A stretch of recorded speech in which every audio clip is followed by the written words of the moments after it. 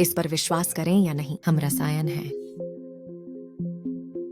रसायनों से घिरा हुआ और रसायनों का उपयोग, क्या हम नहीं हैं? हम जो कुछ भी उपयोग करते हैं और खाते हैं वह विभिन्न रसायनों से बना होता है। कई बार रसायन एक दूसरे से प्रतिक्रिया करके नए पदार्थ बनाते हैं। उदाहरण के लिए दूध का फटना, लोहे में जंग लगना, भोजन का जलना, अंगूर का किण्वन, हमारे शरीर में भोजन का पचना और श्वसन।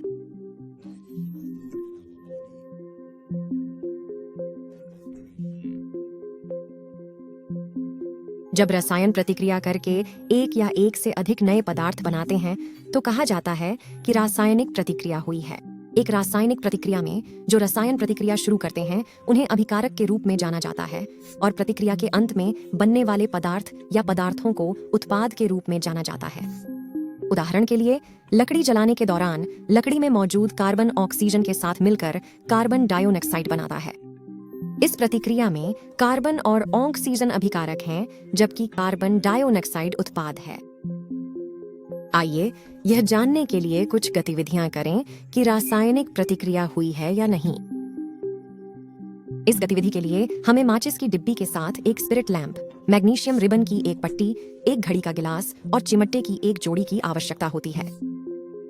सबसे पहले माचिस की तीली की मदद से स्पिरिट लैंप जलाएं। अब मैग्नीशियम रिबन की पट्टी को चिमटे की मदद से पकड़ें और आंच पर रखें।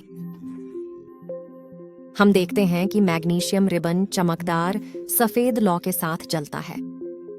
जब मैग्नीशियम रिबन पूरी तरह से जल जाता है तो एक सफेद रंग का पदार्थ बनता है। क्या आप जानते हैं कि यह क्या है? सफेद रंग का पदार्थ मैग्नीशियम ऑक्साइड है। मैग्नीशियम ऑक्साइड मैग्नीशियम धातु और ऑक्सीजन की प्रतिक्रिया से बनता है और यह मैग्नीशियम और ऑक्सीजन से बिल्कुल अलग है।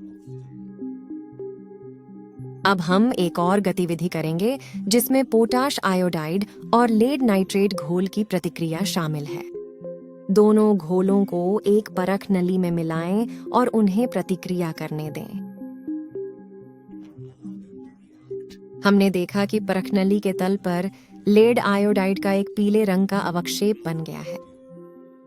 आइए अब एक और गतिविधि करें। इस गतिविधि को करने के लिए हम एक शंखवाकार फ्लास्क में कुछ जिंक के दाने लेते हैं और इसमें कुछ पतला सल्फ्यूरिक एसिड डालते हैं। हम देखते हैं कि हाइड्रोजन गैस के बुलबुले बनते हैं और जिंक कण वाले अम्ल का तापमान बढ़ जाता है। क्या आप जानते हैं कि हम कैसे पुष्टि कर सकते हैं कि विकसित गैस हाइड्रोजन है? आइए खोजें। जब हम जलती हुई मैट स्टिक को कांच की नली के मुहाने पर लाते हैं तो गैस पॉप ध्वनि के साथ जलने लगती है। हम कैसे पुष्टि कर सकते हैं कि कोई रासायनिक प्रतिक्रिया हुई है? पोटेशियम आयोडाइड और लेड नाइट्रेट की प्रतिक्रिया में अवस्था और रंग में बदलाव को देखकर या गैस के विकास और तापमान में बदलाव को देखकर सरल बनाया जा सकता है, जैसा कि जिंक धातु और तनु सल्फ्यूरिक एसिड की प्रतिक्रिया में देखा गया है। हमारे चारों ओर होने वाली विभिन्न रासायनिक प्रतिक्रियाओं को संयोजन प्रतिक्रिया, अपघटन प्रतिक्रिया के रूप में वर्गीकृत किया जा सकता है। विस्थापन प्रतिक्रिया, दोहरी विस्थापन प्रतिक्रिया, ऑक्सीकरण और कमी प्रतिक्रिया।